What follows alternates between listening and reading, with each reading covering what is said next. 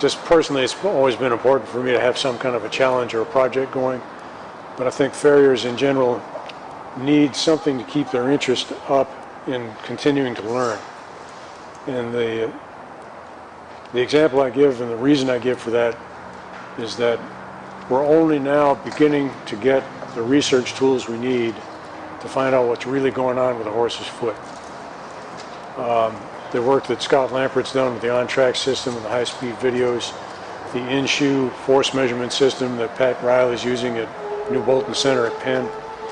Tools like this that weren't available even 5 or 10 years ago are now letting us see what's actually going on with the horse's foot.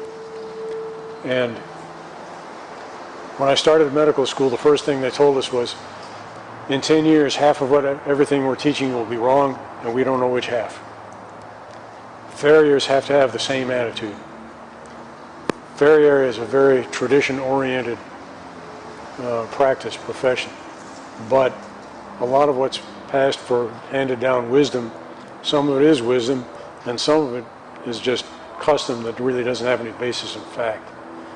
So I think farriers need to adopt the self-education habits of doctors, which is to keep being skeptical and keep attempting to learn more things about what's going on and keep asking everyone questions. So when somebody stands up in a meeting, you have to stand up and say, what do you mean by breakover if you think you're doing something about it? Tell me what you think breakover is before you tell me whether you had any effect on it. And that's the kind of skepticism that's going to elevate the whole profession. But I think farriers need to stay involved with self-education and going to meetings. And I think the research that's going on now is really, it's exciting.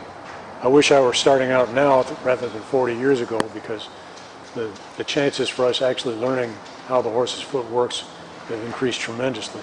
It's a really exciting time to be a farrier.